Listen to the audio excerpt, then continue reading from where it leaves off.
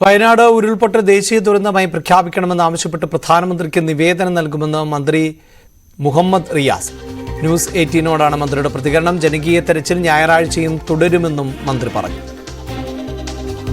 ചൂരൽമലയിലെ ഉരുൾപൊട്ടലിൽ കാണാതായ 131 ആളുകളെ തേടി ജനകീയ തെരച്ചിൽ രാവിലെ 6 മണിക്ക് തുടങ്ങിയതാണ്. 3 മണിക്കൂർ പിന്നിടുമ്പോഴും പുഞ്ചിരിമട്ടം, മുണ്ടക്കൈ, അതോടൊപ്പം ചൂരൽമലയുടെ ഒറ്റപ്പെട്ട പ്രദേശങ്ങൾ തുടങ്ങിയ ഇടങ്ങളിലാണ് സന്നദ്ധ സംഘടനകളുടെയും പോലീസിന്റെയും അഗ്നിശമന സേനയുടെയും NDRFന്റെയും ഒപ്പം ക്യാമ്പുകളിൽ ഉണ്ടായിരുന്ന 190 ആളുകൾ കൂടി ഉൾപ്പെട്ടുകൊണ്ട്, പ്രദേശവാസികൾ കൂടി ഉൾപ്പെട്ടുകൊണ്ട് ഈ തെരച്ചിൽ പുരോഗമിച്ചുകൊണ്ടിരിക്കുന്നത്. മന്ത്രിമാരായ മുഹമ്മദ് റിയാസ് ഉൾപ്പെടെയുള്ളവർ ഈ ജനകീയ തെരച്ചിലിന് നേതൃത്വം നൽകാൻ ഇവിടെയുണ്ട്. സ്വാഭാവികമായി ഇത്തരത്തിൽ വലിയൊരു തെരച്ചിൽ, അതായത് ഇത്രയധികം ദിവസം പിന്നിട്ടിട്ടും 130-ലേറെ ആളുകളെ കുറിച്ച് യാതൊരു വിവരവും ലഭിക്കാത്ത പശ്ചാത്തലത്തിലാണ് ഈ തെരച്ചിൽ ഇങ്ങനെ പുരോഗമിച്ചുകൊണ്ടിരിക്കുന്നത്. സ്വാഭാവികമായി മുണ്ടക്കൈ, അതോടൊപ്പം പുഞ്ചിരിമട്ടം, ഈ 2 ഭാഗങ്ങളിൽ ഉണ്ടായിരുന്ന ആളുകളാണ് വ്യാപകമായി കാണാതായിരിക്കുന്നത് എന്നാണ് പുറത്തുവരുന്ന സൂചനകൾ. അതോടൊപ്പം ആശങ്കയായി പുറത്തുവരുന്ന ഒരു പ്രധാനപ്പെട്ട കാര്യം,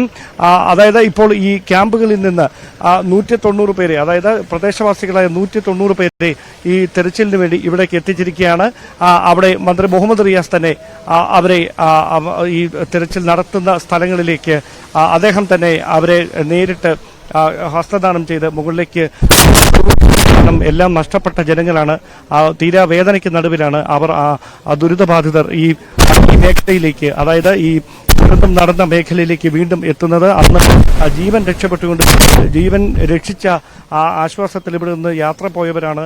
അവർ ഇപ്പോൾ തിരികെ എത്തിയിരിക്കുകയാണ്. അവരുടെ വീടും നാടും എല്ലാം നഷ്ടമായ ജനങ്ങൾ വീണ്ടും തങ്ങളുടെ ഒപ്പമുണ്ടായിരുന്ന അയൽവാസികളെ അവർ എവിടെയാണെന്ന കാര്യത്തിൽ ഇപ്പോഴും വ്യക്തതയില്ലാത്ത പശ്ചാത്തലത്തിൽ അവരെ കണ്ടെത്തുന്നതിന് വേണ്ടിയുള്ള തിരച്ചിലിന്റെ ഭാഗമാകുന്നതിന് വേണ്ടി 190 പേരെയാണ്, മുണ്ടക്കൈ, പുഞ്ചിരിമട്ടം ഉൾപ്പെടെയുള്ള മേഖലയിലുള്ള 190 പേരെയാണ് ഇവിടേക്ക് എത്തിച്ചിരിക്കുന്നത്. സ്വാഭാവികമായും വൈകാരികമായ വാക്കുകൾ, വൈകാരികമായ പ്രതികരണം അത് അവരുടെ ഭാഗത്തു നിന്ന് ഉണ്ടാകുമെന്ന കാര്യത്തിൽ യാതൊരു സംശയവും വേണ്ട. ഈ ഒരു പശ്ചാത്തലത്തിൽ തന്നെയാണ് ഇത്തരത്തിൽ ഒരു തെരച്ചിലിന് നേതൃത്വം നൽകാൻ മന്ത്രിമാർ തന്നെ ഇവിടേക്ക് നേരിട്ട് എത്തിയിരിക്കുന്ന ഒരു സാഹചര്യം ഉണ്ടായിരിക്കുന്നതും. ഈ ഘട്ടത്തിൽ ഏത് തരത്തിലായിരിക്കും ഈ തെരച്ചിലിനി മുമ്പോട്ട് നീങ്ങുക എന്നതാണ് ഏറ്റവും ശ്രദ്ധേയമായിട്ടുള്ള കാര്യം. മിനിസ്റ്റർ, ഏത് തരത്തിലായിരിക്കും ഇന്നത്തെ ഈ തെരച്ചിൽ?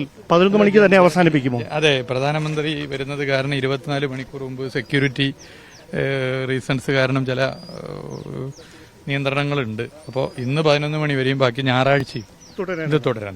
ഒരു കാര്യം കൂടി, ഈ പ്രധാനമന്ത്രിക്ക് മുമ്പിൽ നമ്മളൊരു മെമ്മോറാണ്ടം സമർപ്പിക്കുന്നുണ്ടല്ലോ, അതിൽ പ്രധാനമായി നമ്മൾ ആവശ്യപ്പെടുന്ന കാര്യങ്ങൾ ദേശീയ ദുരന്തമായി പ്രഖ്യാപിക്കണം എന്നുള്ളതാണ്. പ്രഖ്യാപിക്കാൻ നമ്മൾ പ്രതീക്ഷിക്കുകയാണ്. ഇന്നിപ്പോൾ കേന്ദ്ര സംഘമായിട്ട് അല്പസമയം കഴിഞ്ഞ ചർച്ചയുണ്ട്.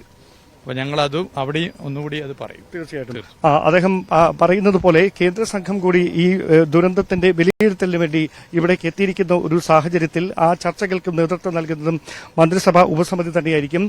പ്രധാനമന്ത്രി കൂടി ഇവിടേക്ക് എത്തുന്ന പശ്ചാത്തലത്തിലാണ് 11 മണി കൊണ്ട് ഈ തെരച്ചിൽ ഇന്നത്തേത് അവസാനിപ്പിക്കുന്നതും ഞായറാഴ്ച അത് തുടരാനുള്ള ഒരു തീരുമാനത്തിലേക്ക് എത്തിയിരിക്കുന്നതും. സ്വാഭാവികമായി ജനകീയമായ ഒരു തെരച്ചിൽ നടത്തുന്നതിലൂടെ കാണാതായിരിക്കുന്ന ആളുകളെ സംബന്ധിച്ചൊരു കൂടുതൽ വ്യക്തത ഉണ്ടാകും എന്ന നിഗമനത്തിൽ തന്നെയാണ് അത്തരമൊരു നിർണായകമായ ഒരു തീരുമാനത്തിലേക്ക് രക്ഷാസേനയും അതോടൊപ്പം മന്ത്രിസഭാ ഉപസമിതിയുമൊക്കെ കടന്നിരിക്കുന്നതും.